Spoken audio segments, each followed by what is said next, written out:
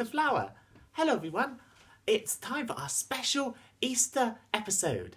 Do you like my makeshift Easter bonnet here? Look at those little yellow flowers, we found them in our garden. I think they almost look like they're growing out of my hat. Wow. I'm sure you could probably do much better though.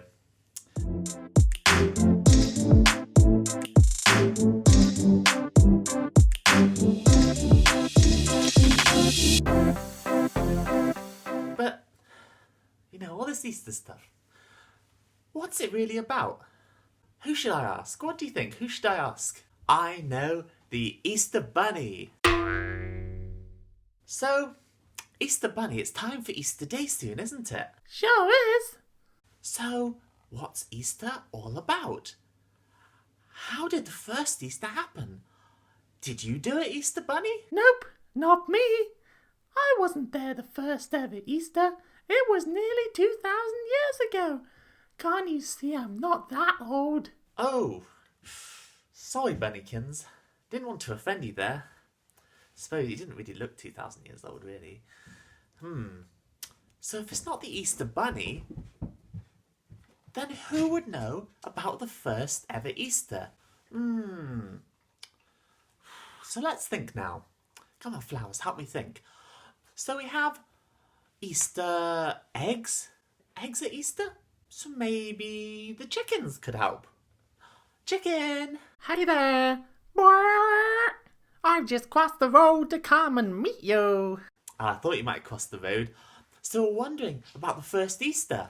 Is it all about eggs? Well, not eggs exactly, but something else is empty. What a riddle. My brain is scrambled. So what happened on the first Easter?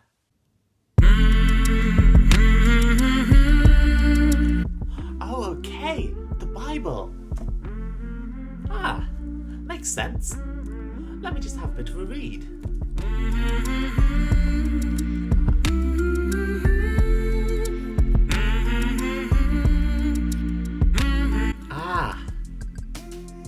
I see.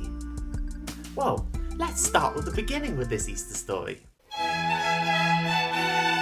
We begin on Palm Sunday. Not that kind of palm.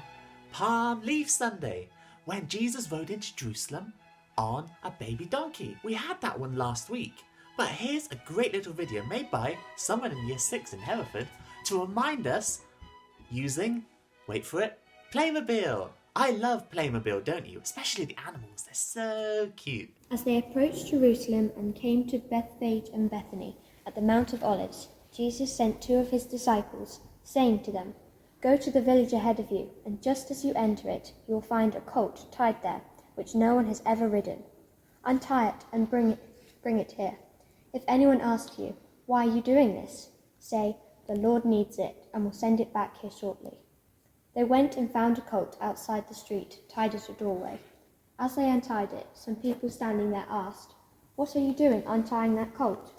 They answered as Jesus had told them to, and the people let them go. When they brought the colt to Jesus and threw their cloaks over it, he sat on it. Many people spread their cloaks on the road, while others spread branches they had cut in the fields. Those who went ahead and those who followed shouted, "Hosanna! Blessed is he who comes in the name of the Lord. Blessed is the coming kingdom of our father David. Hosanna in the highest heaven." Jesus entered Jerusalem and went into the temple courts. He looked around at everything, but since it was already late, he went out to Bethany with the 12. So, okay, Jesus has rode into Jerusalem. What next? Well, the next 3 parts are massively important for Christians all over the world. How do we explain things that are really important to us? One way is to use art. Art makes us feel things different to if we just saw a normal photo. So I'm going to share some of my favourite art made throughout history on each day.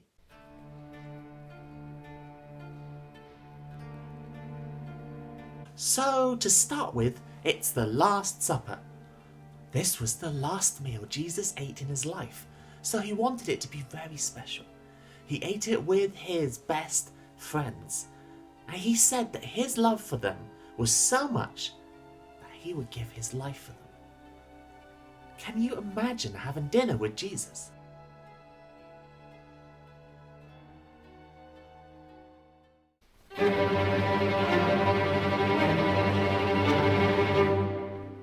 Then something terrible happened. Everyone started being really nasty to Jesus even though he did nothing wrong. It's not fair. All his friends left him on his own, apart from some brave women who are some of Jesus' most loyal friends. People were so angry at Jesus that they put him on a cross. And so Jesus' life came to an end. His friends were so upset. But all along, Jesus knew what he was doing. And he did all of this. Why? Because he loved us so much. Can you imagine seeing Jesus on the cross?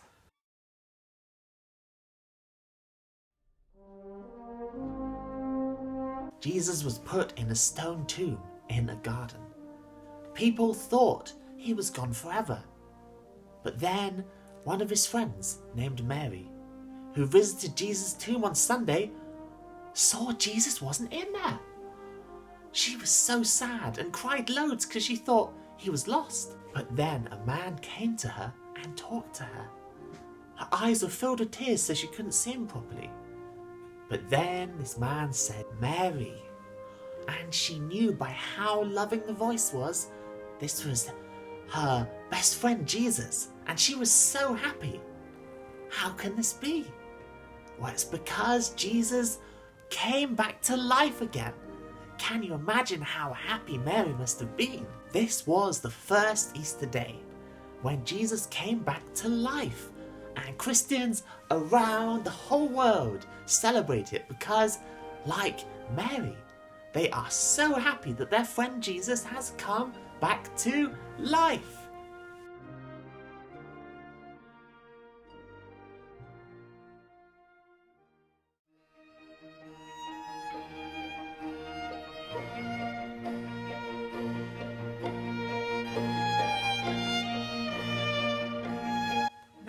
Let me show you something I've made. An Easter garden. Some of you may have made these before. We make these because Jesus was put in a tomb in a garden and then raised to life in the garden. Well, each part of my one here means something different to me. Here's a palm tree, like the palms people waved at Jesus when they were so happy he was coming to Jerusalem. Here's the cross, which is now empty because Jesus is alive. Here's the empty tomb. The stone is rolled away because Jesus isn't in there anymore. Here's a blue hyacinth flower. It looks a bit like grapes. This is because Jesus said he wants us all to be connected to him and to each other like branches on a grapevine. Here's some rosemary because I love the smell of it. Its beautiful smell reminds me of the beautiful story of Jesus at Easter. And it's rosemary. It has the name Mary in it, as the first person to see Jesus live was his friend Mary. Here are some bright dandelions. They remind me of the rising sun. Just like the sunrise brings light to a dark night, Jesus' rising makes the whole world bright. And finally, here's a butterfly I made out of a leaf. That's because a caterpillar, when it goes into a chrysalis to transform, looks a bit like it's not alive anymore, in a tomb. But then soon it breaks forth as a wonderful butterfly. That's like what Jesus did. And so my Easter garden gives me loads of hope that if Jesus is alive, it means he can be close to me in the good and the bad times and keep me going, even when I feel most sad. I think that's worth celebrating. So here's a special song. It involves children from loads of different countries all singing together. That's one thing Jesus wants to do, bring us all together. And it's called The Blessing because he just loves to bless people. This song makes me so happy. The Lord bless you and keep you. Make his face shine upon you. Be gracious.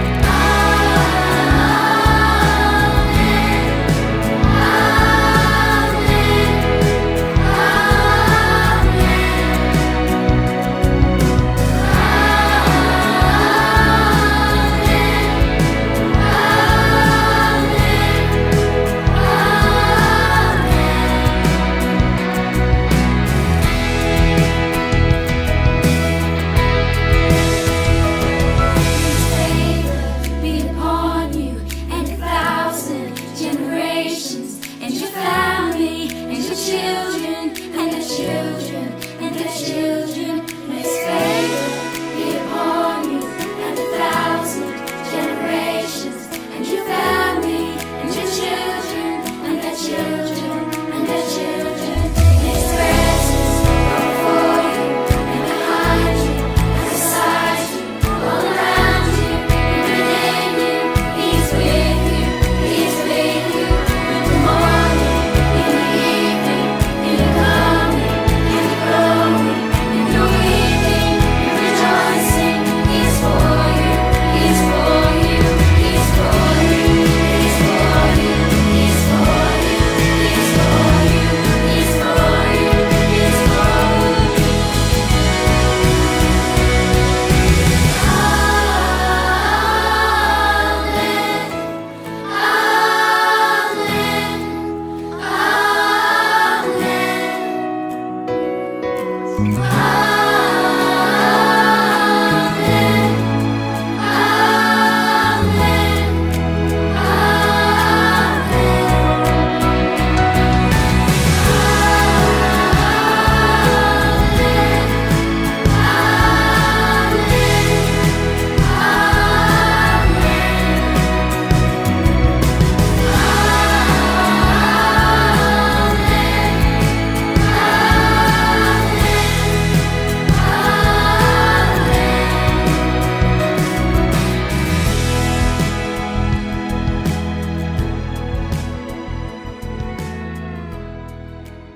You know, that song is so full of joy.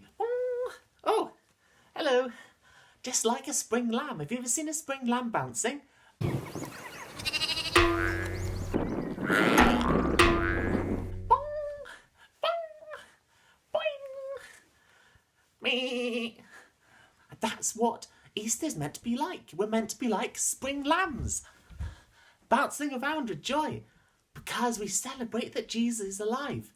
Just like spring is new life, Jesus brings new life to everything. So, yeah, happy Easter, little lamb. Happy Easter, everyone. Now, do you want a bit of lush grass for your lunch? Yes, please. Oh, you can speak. Okay, well, see you soon. Just need to feed him some lush grass. Bye.